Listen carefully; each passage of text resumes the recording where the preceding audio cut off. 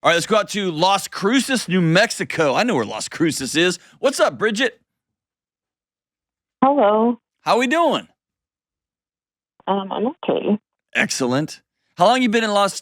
Well, I won't even ask that question. Let's just go right to the call. What's up? How can I help? I'm trying to figure out how I can stop being a people pleaser. Oof. Um, You called the wrong guy because I have a problem with that too. I struggle with that.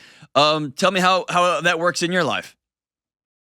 well, I was married for 13 and a half years, and um, the whole time I was people pleasing. I wouldn't, I would just give in. I wouldn't even say what I wanted or what I needed.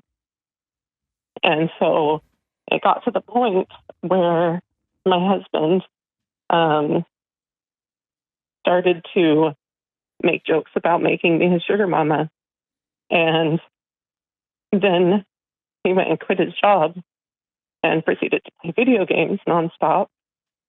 And so I started setting boundaries with him, and he decided that he would rather be divorced than live with me anymore.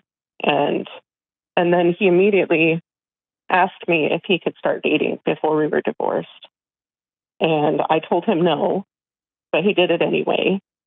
And then he talked me into giving him written permission to continue dating his girlfriend because she was going to break up with him um, if I didn't give him permission. And so I did. And then within 2 weeks of our divorce being final, he started trying to talk me into letting her meet the kids. And I felt like it was too soon. And then he got her a ticket to come see us and meet the kids. And without talking to me about it first. And so I told him that we wouldn't be meeting with them. I have full custody and legal decision making. And so I don't have to let him see him if I don't feel like what he's going to do is right. But he started talking about taking me back to court to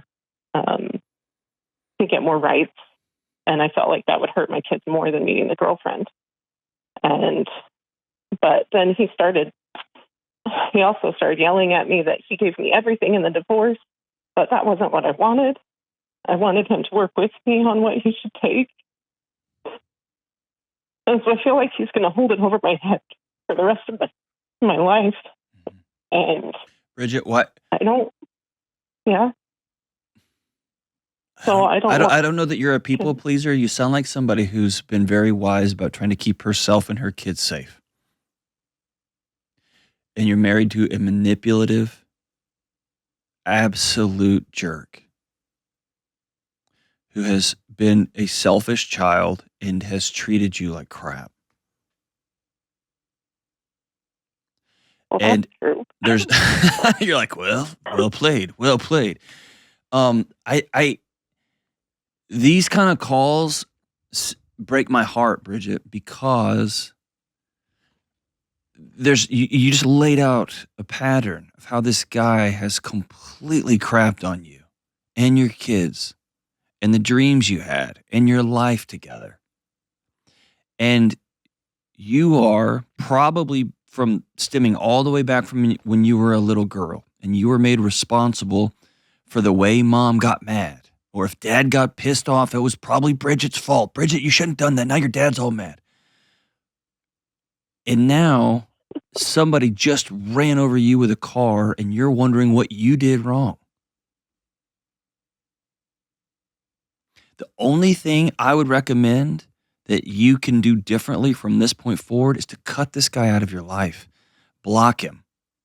You have 100% custody. You have no reason to talk to him. The judge in New Mexico thought he was so not good for your kids that they said it's better for kids to not see him than to come up with some sort of custody arrangement.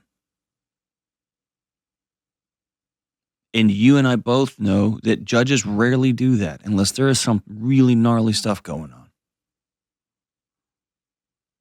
Well, I think mostly is because he didn't fight me on anything. Like, he was the one that wanted the divorce. but I was the one that had to file. I know, because he's a Because coward. And you he's know what he too did? lazy. He went to his new girlfriend and said, my wife divorced me. That's so he can tell that story to everybody. He didn't even have the courage to go through with what he did. He moved out on you and made you deal with the legal paperwork. I don't think you did anything wrong here. I think you kept yourself safe. What I want you to do now is realize the position of strength you are in. And you are not beholden to this guy anymore. And I'll tell you, as a dad and a husband, let's just say my wife chose to leave me, or I chose to leave my wife, and we ended up going through the divorce process, and she filed for 100% custody. Bridget, that ain't happening on my watch. I'll spend every dime I have because I can't breathe without my kids around. Even when they're driving me crazy, I can't breathe without my kids. And I can't breathe without my wife, for that matter. So the whole scenario is kind of fictitious. But let me just say, even when husbands leave their wives, they don't cash out on their kids too. That just paints a picture of who this guy is. And he is not worthy of having you in his life anymore. He left you. And if he wants to take you back to court, knock his lights out. And if the judge changes their original finding and demands that he sees part of you, then you'll live in that world where they'll get to see their dad some of the time. But I don't want you. Here's where the people pleaser comes in. No, you won't be people pleasing. You'll be doing what the judge said. You'll be following. I mean, like, I don't know if I have the strength. To what? To make that fight. To fight letting him see the kids. Like, I don't want them to not live with their dad in their life. You're imagining a fight that hasn't even happened yet. And you're making actions in the present tense on something that probably won't happen in the future. If he is so much of a coward that he wouldn't even file on you, and he asked for a permission slip for him to hook up with somebody else while y'all were still married, you realize how ridiculous that is? Yes. I don't even, it's rare that I've never heard of something. I've never heard of a written permission slip. I mean, that's insane. It's obnoxious. The chances of this dude getting a lawyer and fighting you are very small. And if he does, he's going to do it anyway. Right? What I want Bridget to understand is you're in the driver's seat now, and it's a scary thing to be driving. And you're going to need some women in your life that will coach you and walk alongside you and hold your arms up in the desert when they get tired. Because it's a long slog. And Las Cruces is an unforgiving place. I've been there a lot. Eastern New Mexico's tough, right? Mm-hmm. Yes, it's tough. And so maybe you ask yourself, is this where I want to stay? Is this my forever place? What kind of life do I want to build for me now? Well, that's also another thing, is that he hated it here so badly that that's his excuse for giving up the kids and not fighting that, because he couldn't live here. So he moved away. Cool. And now he's trying to talk me into moving, and I'm like, I think you just solidified my plan to die here. Well done, Bridget. Well done. Or this is just plot twist here. There's a whole other country you can move to. Moving doesn't mean you have to go with him. Mm-hmm. You can go anywhere. Oh, well, he basically wants me to move just anywhere. He doesn't get a vote. He left you. Stop giving 4 boxes of farce what this dude wants. Listen, you should not know who he's dating. He left you. Mm-hmm. You shouldn't know what her name is, where she lives, and he shouldn't know how to contact you. And at some point, you may need to sell your house and move. And put your new place under a trust so he has no idea where you are. He left I can't you. Do that yes, legally. you can. Yes, you can. Well, I have to let him know when I move. That was in the legal paperwork. All right. Why would you need to let him know? You have 100% custody. Well, I mean, basically what it says in the paperwork is that they are with me 100% of the time unless we decide in writing together that they're going to be with him. Ah, okay. That's fair. So that basically said Yeah. he was, that basically said, yeah, uncontested. Dad was such So a basically, loser, he he's didn't Peter even, Pan. He doesn't want to grow up. yeah, Dad was such a loser, he wouldn't even show up to say, I would like to see my kid. So the judge was like, well, crap then. You can't see him unless you one day put on big boy pants and you decide to be a father. And then mom's going to have to say that's cool. Yeah. Here's the thing. You're in a position of strength. Maybe for the first time in your life. And you're in a very vulnerable, scary position because you're a single mom in eastern New Mexico, and that's tough. Both and. So you're going to have to submit and get some people in your life that you trust that can walk alongside you. And you're going to have to consider career opportunities. I'm going to hook you up with some stuff for that. And you're going to have to consider choosing to change the way you interact with the world. Are you in on that? Because I really, what's the other choice? To go back with this man child? No. And have him sign more permission slips? So ridiculous. Can I go to the zoo and can I hook up with somebody else? So ridiculous. All right, so I want you to. I've got a close mentor of mine, a remarkable counselor, therapist who lives in that community.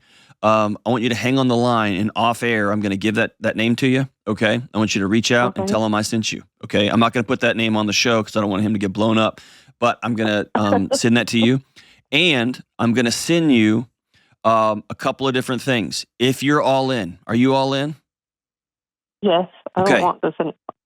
I'm going to send you a bunch of stuff. But listen, if I send you all this stuff and I pay for it, and you go crawling back to Manchild and say, once you put down your video game controller, will you hug me?